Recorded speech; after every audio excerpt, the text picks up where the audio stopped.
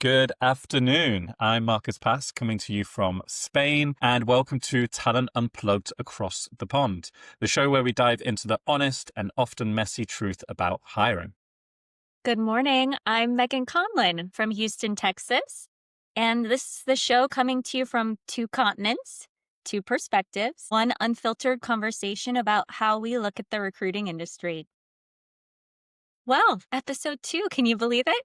2. Love this. I'm enjoying it. Episode 2, yeah. And we've got some good topics for today as well. I'm excited. excited. How's your week been? Week's been good. Yeah, we're in the midst of moving at the moment. So we are staying close by. But as anyone knows, whenever you're moving, doing all the packing and getting everything done and doing some clear outs. So it's been a busy couple of weeks, but we are almost there. So I'm excited. But this will be one of the last, I think I've got one more maybe before I go, where it will be this setting. And then there'll be a new setting for us or for myself in the future. So yeah, excited, very excited. Good for you. Good for you. And how is consulting going? Consulting's good. Yeah. I mean, it's busy, which is a good thing from a business perspective. Is maybe an interesting thing for people that are out there. And so I have my own company, which is going well, Shaping Your Path, where I help people in the market, try and navigate this world of finding a new job through CVs and interviews and being very targeted. And yeah, it's quite interesting. I had a call this week with someone and they've been at a company, I won't name which, for about 8 years. And they've just gone through a layoff process. And she's been trying to find a role now for the last probably 2 months. And she was like, yeah, Marcus, I thought it was going to be pretty straightforward and pretty simple. Every time I've done this in the past, it would be I'd send an application in, I'd get an interview, I'd have probably 2 or 3 offers. And now she said for the last 2 months that she's just got no interviews. She's not getting anyone responding back to her. She doesn't know where to start. She feels a little bit lost.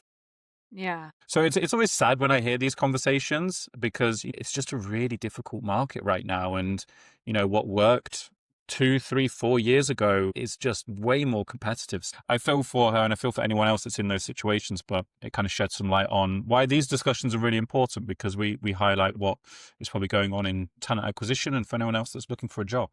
It's so true. I have someone very close to me that's also went through a layoff and is in the job market and has been in the job market longer than I think they expected to be. Yeah. Even if they have, the minimum qualifications or even overqualified are not getting calls. No. So hopefully throughout our conversations, we can give a little bit of hope and guidance and at least understanding of why that might be happening. But it is a very, very tough market right now. Yeah. Yeah, it is. And, it's not a small percentage. It's a large percentage of people that are feeling this right now. So yeah, it's been an interesting week. But yourself, what's new in your world of TA? Yeah, absolutely. So for our listeners, I work for a startup here in the United States called MITRE. We are construction tech. We're just under 100 folks, and we are growing like gangbusters. Really, really excited to be on this journey with this company. And fortunately, I am hiring both a business recruiter and a tech recruiter for my team. So that's always really exciting. And we are in the headcount process. So we are recording this podcast on October 29th. Yeah. So Q4 for most companies. And generally, this is the time to be doing your headcount planning for the next fiscal year. So finance teams and people teams and your go-to-market leaders are coming together to prioritize and plan for their team growth for the year ahead. So we're certainly in that planning process right now, which is fun. And what's actually been really, really nice is that recruiting has been brought to the table for those conversations as well. So that is a rarity. Awesome. That is a rarity. You've managed to unblock something there. For everyone that's listening, it's actually quite an interesting point that you touched on. You're starting to do headcount planning. Leadership is starting to do headcount planning, budgeting, those types of things. Do you think that this has an effect on applications? Has an effect on hiring for people? If I'm in the market, I'm looking for a new job. Should I be applying for jobs now? Should I wait until next year because those planning's taken place? it's quite an interesting topic that maybe no one touches on. So what do you think about it right now? Yeah, I think that is dependent on the company because there are Hmm. companies like Miter that their Q4 ends end of December, and then we want everyone in place by Jan 1. So we're actually doing a significant amount of hiring here at the end of the year so that we have folks in place to start the new year off. Yeah. But there are other companies like our previous company together where, our Q4 didn't end until end of January. Yeah. So, and headcount planning processes didn't complete until around that time. So I think it depends. So suffice to say, keep applying. Yeah. You may see a surge in January, February of jobs for the new year, but then again, there are companies like mine that are doing a considerable amount of hiring right now in preparation to be set up Yeah. for success for the next year.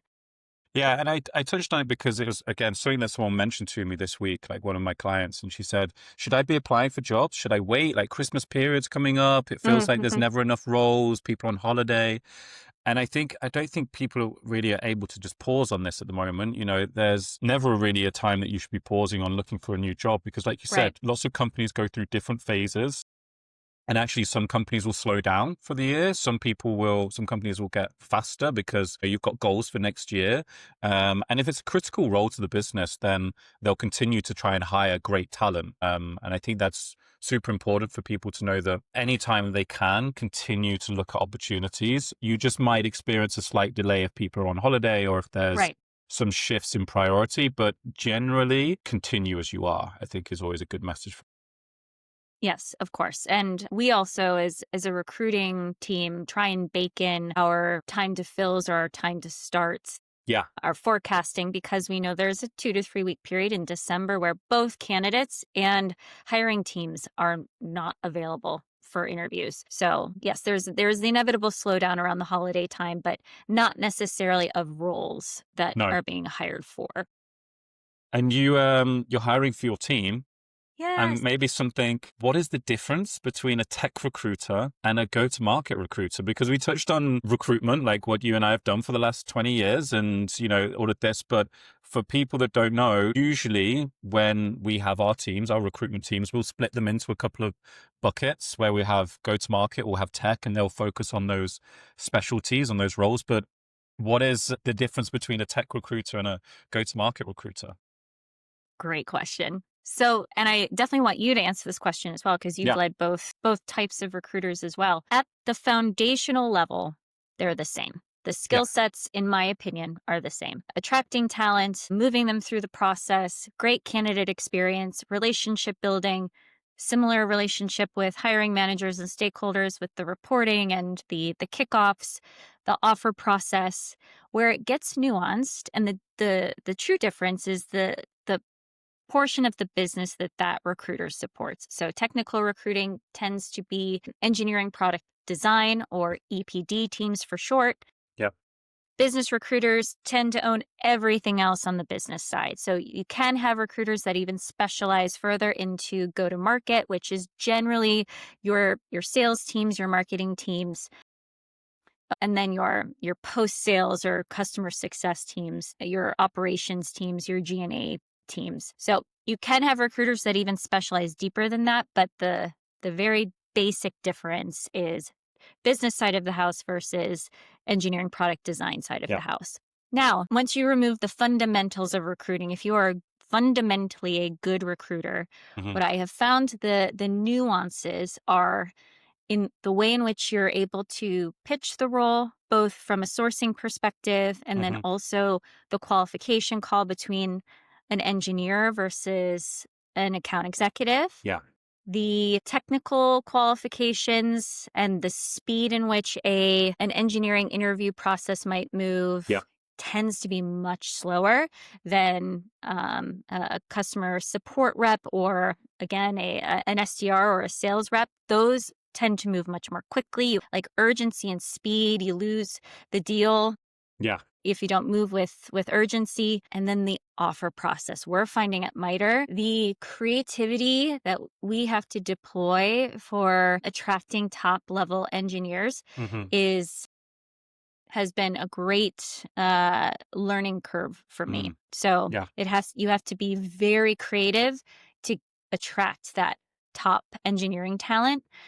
Whereas it's not that you don't have to be competitive with yeah, go to market, but generally, if there's a good synergy, the qualifications match, and the compensation package matches, within a couple of days, you're going to get an offer yeah, accept from an AE.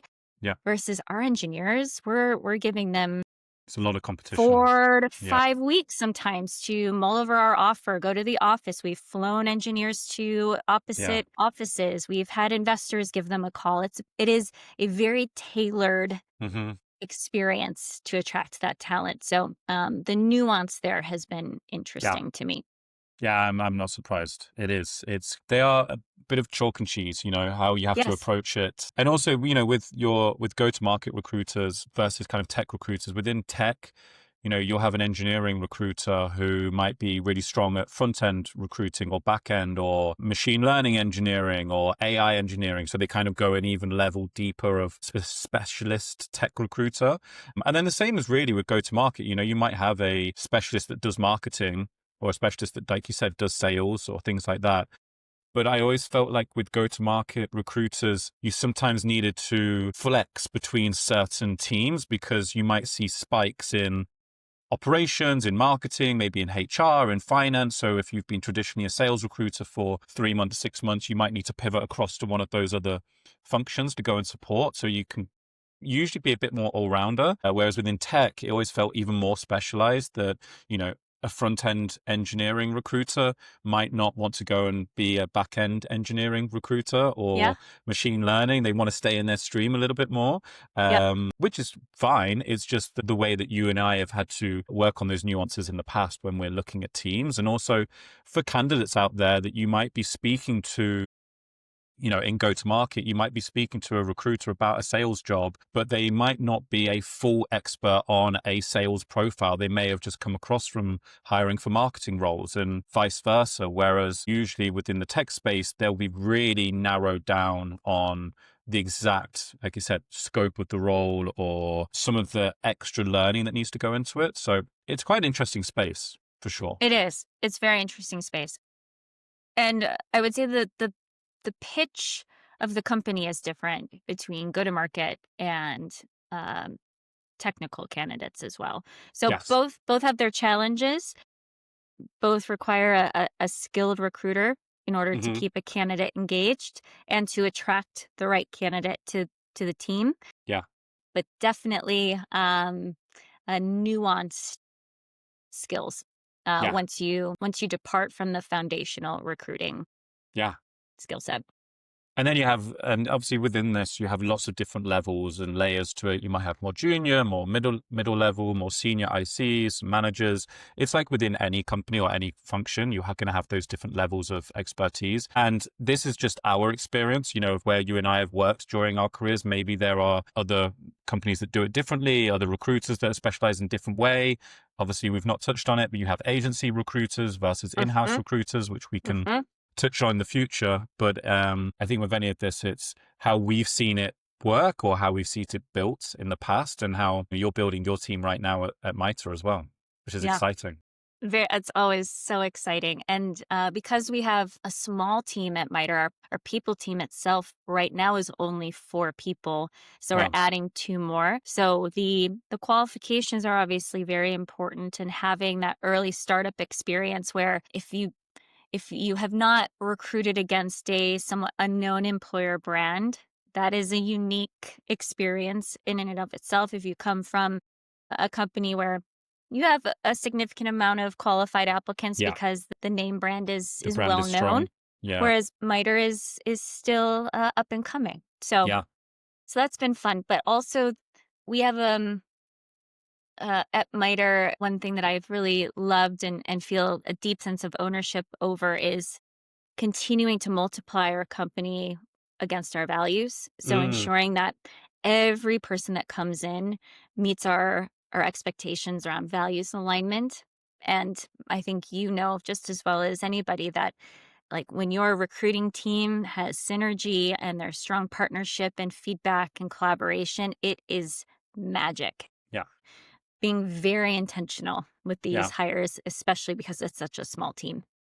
Yeah, and it's a huge part of any hiring now, culture. It's something that maybe 10 years ago, companies would think about culture or alignment with the team, but it was always on just, as we touched on previous episode, like skills, on experience, that type of thing. Now, that culture piece is a huge aspect, which I think is super important because if your smaller team, you're trying to keep that synergy and keep everyone moving in the same direction. And you don't want, like for like, you do want to have some differences there. That's Yes. super important. You don't want to have everyone that works the same way or has done things the same way. Yes. But for any candidate now going through an interview process, also for them, you need to think about the culture of that company. Do your Mhm. research, look at Glassdoor, look at other sites that they might use. But also for us, when we're doing those interviews, we might not be asking you a question specifically on culture, but we're assessing it through a recruiter interview, a normal interview, and we're picking up those ways of working. Will it work with the type of people that they would have in the role? And that can sometimes be difficult for people to spot, but it's definitely a big part of any hiring process now on culture and alignment. Indeed. Indeed. And you hit on such an important topic. And I know it's hard for candidates, especially in a market that's as competitive as this, but don't forget that you're also vetting the company that Yeah. you're interviewing for. It should be a two-way street. And any recruiter that's worth their salt should treat the interview process in that manner, and hopefully the hiring teams as well, that representing themselves in a way in which you would actually want to accept the offer. Because Yeah. at the end of the day, that candidate is the final decision maker on whether or not they join the team. Yeah. So that ball is in your court Yeah. too. Yeah. Don't be afraid to, if you're getting towards those final stages, ask for an extra conversation with someone that Mm-hmm. they've recently hired, like say, hey, can I speak to someone you've hired in the last 2 months? I'd love to learn what the culture or onboarding was like, or see what feels comfortable. I wouldn't want someone to force it because we're telling them to do it, but I think there is some way there that you will start to get a bit more insights or maybe pick up on some of the flags you may have had, or just really feel comfortable about what the offer is and the company you're going into. Because we work 9-10 hours a day, 5 days a week for these companies and your team. You want to get that right. So the ball is also in your court. As difficult as it is right now in the market, you still want to make sure you're making the right decision. Yes, indeed. Indeed. Should we do Yeah, our myth busting let's go. for this episode? So I think this is a really poignant one, especially as we just talked about the ball is in your court as a candidate at the offer stage. Yes. So here's our myth busting topic for this week, Marcus. If I give my salary expectations on the first call, Mm-hmm. I'll get rejected. Mm. True or false? Depends. Yes, it does. It Yeah, depends. it really depends. I think, listen, I can understand why you might be rejected, or why candidates might be rejected, but I don't want to see that as a negative thing. I think it's all about alignment. And as we've just discussed, like right now, a candidate is also assessing the company, and compensation will come into that as well. And so if you're having that first conversation with a recruiter, with someone from the company, and they ask you what your salary expectations are, and you give them, and they say, I'm really sorry, but it is not in line with what our expectations are, then it gives you an idea very early on about what it is that company might be looking to pay, or what they might be able to offer, or what is your own personal wiggle room. And I don't see that as a negative thing. I really think that can actually be in your court, where you can start to think about it. Okay, how much percentage am I out? Am I 5% away from where I really want it to be? Is it 10%? Can I go a little bit lower? Can I, use this as negotiation in the future? Am I really interested in this role? So I don't think it's a problem that it's happening. However, I do understand the need sometimes for candidates to really hold off on sharing what they're wanting as a compensation, because they're really interested in the company and they don't want that to be the blocker. So I think if you're having some doubts about sharing, try and get some information from them, but then also use this as a future conversation, I'd rather not discuss compensation now because I'm super interested in the role and it's our first chat. Maybe we can discuss this after the next conversation because I'll have more clarity on the role, and maybe, things feel more interesting and we can get some better alignment. But I'd rather continue the conversation than give my compensation right now. I think the other side to this is, it's actually really important for a TA team to try and get some compensation from guidance from candidates as well. And the Yep. reason for this is we are not doing this interview to say, okay, well, someone is going to be 20,000 cheaper. We should go for them. That's not what our intentions are. It's to make sure that we're having productive conversations with candidates and that there isn't a huge margin at the end of a whole overall process where we might be 25, 30% out. And then it feels like we've wasted both sides of the coin. Instead, what we're trying to do is really assess where is the market right now. Maybe our compensation guidelines for this role are too low. Yes. And actually, by us speaking to candidates in the market, we realize after 5, 6, 7 conversations that we need to increase our compensation guidelines by 10% to be more market competitive. So the intention for us in TA is not to do this as a blocker. It's really for us to help you as a candidate go through the process with as much information and for us to also do it from our side. Long answer, but it's a complicated topic and it differs for every single company as well. How do you It see it? does. It does. And I think regionally, it's handled slightly Gotcha. different as well. Yeah. In the United States, most recruiters are asking that on the very first call. And I would say, in my experience, 90% of the time, candidates will give us either this is what I'm making now and this is what I expect, or this is the research I've done, this is what I expect. And there is a back and forth on that call. Well, this is above our current budget for this role. Are you open to moving forward versus just a straight, Yeah. rejection email? Let's maybe give a little bit of context around how compensation is arrived upon internally.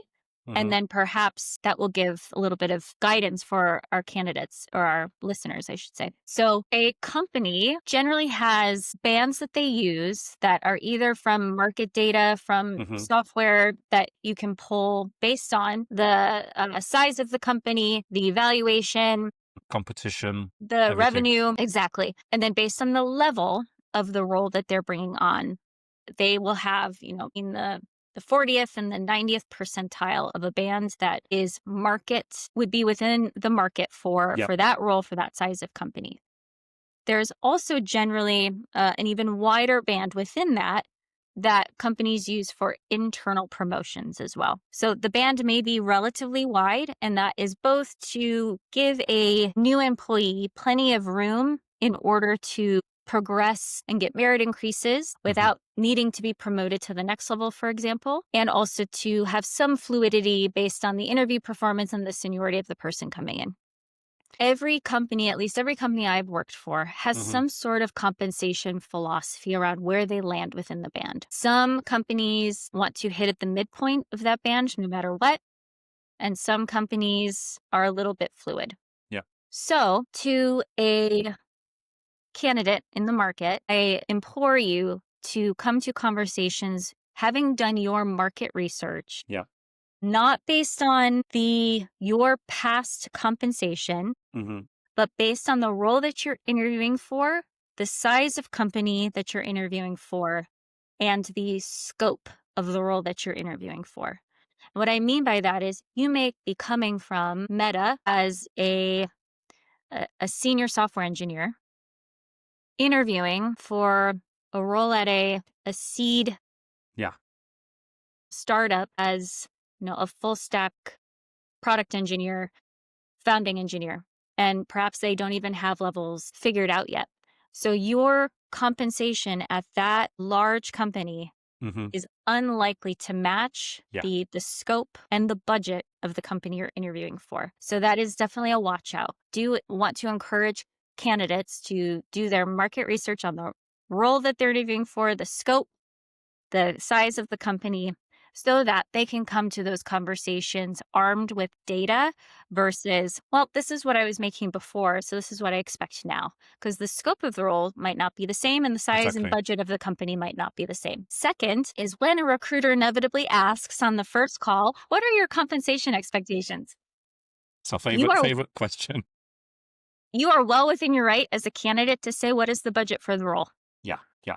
Now, in the United States, at least in states California and New York, we are legally required to put a compensation band on all job descriptions. At MITRE, we actually have them on every single job. which is Great. something I love. We are That's very great. transparent about our compensation bands. But not every company is, but at least in those states, you have to have them posted. But you are well within your right as a candidate to say, what is the budget for this role? If the recruiter comes back and says, unfortunately, I'm not able to share that information, you can follow up with, well, what is the compensation philosophy Yeah. of the company? Do Yeah. they think about coming in at the midpoint of a band? Do they bring in everybody externally at the low end of the band so that they can move upward for merit increases or great performance? Generally, the recruiter should understand the philosophy there. And if for whatever reason they don't, and you're not getting a number, you can do what Marcus suggested, which is punt the conversation to further in the process. Yeah. I would encourage you not to punt it so far as to offer stage, Yeah, because of then course. if you're so far out, there's so wide a gap that Yeah. you've wasted your time as a candidate that you can't accept the offer. But do your market research and come with a figure that you are willing to accept based on the data that you have researched for Yeah. yourself. Yeah. Love it. Yes. Comprehensive. Yeah, I've thought about this a lot and have provided some advice to some folks that are in the market Yeah. trying to navigate this, because it feels very much like a who's going to break first, who's going to Yeah. give away their information first, when Yeah. it should just be, hey, this is what I expect based Yeah. on the market for this role.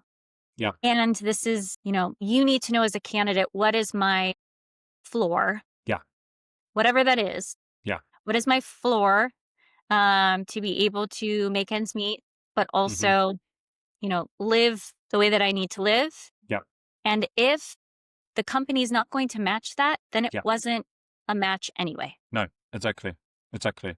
And what you can do, you can stack rank these things as well. Like, is compensation your number one motivator? Is it being remote first? Is it a company that is growing? Is it the culture, and have them as a candidate in the background figuring those things out. What is the most important thing for you for her? And you touched on it. In the US, in some of the states, it's a legal requirement to have that written about what the compensation is. In Europe, it's a lot more of a cat and mouse game of, Mhm. what can I share? I don't want to share too much. What are you going to tell me as a recruiter? I was always, the way of doing things whenever I did a recruiter screen was, I was really transparent with anyone that I interviewed. And I would just say, hey, for this role, we are going to be offering between 70,000 and 90,000 euros for this job, whatever the role was.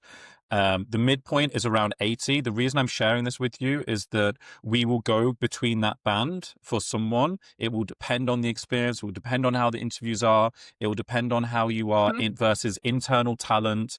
So if you're looking for 90, we might not get there, but we might as well. It just depends on how you perform and how you compare internally. This is the band we're looking to pay for this role. Where do you feel that feels? Where do you feel it is for you? Like, does that match? Is it way more? Is it way less? And I've had sometimes candidates tell me, I'm on 40,000, you giving me 70,000 is an unbelievable uplift. I'm like, well, it might be 80. I'm glad that you're sharing this with me, but we all base this on your experience and everything else. You might get a really big uplift. I had a lot of people come back to me and say, oh, I'm on more than that. Is there any room? And I would say, no, not right now. Like, we have this band that we need to stick with. It could be that we get to the end of the process. And like you said, we go a little bit more because you have great experience, but I don't want to dangle this fish in front of you and you suddenly be frustrated 5-6 weeks down the line. So I'd rather be upfront and honest with you now. Not all recruiters work this way. Not all companies work this way. But I Mhm. think for us in TA and for the candidates, it's trying to have a very honest, transparent conversation where you possibly can and feel comfortable about what your number is. That's also it. Exactly. Exactly. I think that's the key there, is be comfortable with what your number is. So back to, if I give my salary expectations on the first call, I'll get rejected. Well, it's possible it wasn't a match for you Yeah. either. Yeah. If your floor is $100,000 and the highest I can present to you based on our band the scope of the role and internal equity as well on the team is 80,000, it Yeah, wasn't a match. And it's likely we would then part ways in the interview process because it would be a waste of time for both of exactly. us. But that actually reminded me of like an additional layer that a candidate is within their right to ask. I don't know if a recruiter or hiring team would always provide this information, but internal equity should Yeah, also be important in hiring teams. So, or internally at companies, a candidate asking, well, what's the median salary of the team that's currently in house? Like that should also be a benchmark because it's important that there's not such wide variance of folks internally doing the same role, no, not making the same compensation. exactly. And you touched on it a little bit there. It's also, if you can, and they're open to it, what was the recent comp increases for the team? In the last performance cycle, was there a 3%, 5%, 10% increase? So you can get a feel for how quickly you might be able to cover that gap. Because if you are 5% off, but in your next year at performance review, you're going to get a 5% increase, Yes. suddenly you're getting closer to that number that you were desiring. And also you can ask the questions around, if I was about to join today, end of October, when is the next performance cycle? Is it in February, where March, in April? Do I have to wait a year before I can have that next compensation question? Or can I put it into a contract, which doesn't happen that often, where in 6 months down the line, if I'm hitting all of my targets, which I build, can I then have an increase to be more in line with what my expectations are? There's ways you can manage these conversations, and not all companies will say yes, but it's about how you can then picture what is your trajectory going to be like at that company from an internal equity standpoint as well. Indeed. Indeed. It's all important information Yeah, for you as a candidate to have up front. So yeah. it's just such a delicate yet important topic. It is, and it goes by location, as you touched on. Like US and states is different. In Europe, it's different from country to country, and it's different from city to city. If I was speaking to someone in London and then they were looking for a role in Birmingham, for anyone that's not from the UK, they're different places, they're different equity standpoints. That difference could be 50%. So if you're moving from one city to another, San Fran, and you're Yes. moving to another state that's not New York or Austin or something like that, you're going to expect that compensation is going to be less. So I think it's also knowing what is that location of that company, where is their talent, and also then for remote people, that's also could be quite different with how it's done, because it might be done on a country level rather than a city level. So there's always these nuances that you have to think about. Yes. But I think the conclusion is you as a candidate are well within your right to ask what is the budget for this role or the compensation band? What is this company's compensation philosophy about Hmm. how they bring on new talent? And what is the median internal compensation for folks that are in this role Yeah, currently on the team? And yeah, then the fourth is when is the next performance review cycle and would I be eligible? yeah. On the topic, when should candidates be negotiating? When should candidates be negotiating? Well, in my opinion, once the offer has been extended is when candidates should be negotiating. But ideally, they have already understood from the recruiter Yeah. what the compensation band is or done their research themselves, but have a firm understanding of their floor Yeah. and where they'd ideally like to be and what other levers are Hmm. important to them. For example, sign-on bonus. Yeah. Is that something the company is open to? More equity is Hmm. genuinely another lever that companies are open to. Additionally, benefits. Yeah. So, is there a way to flex on more vacation time if it's not unlimited PTO or some sort of stipend?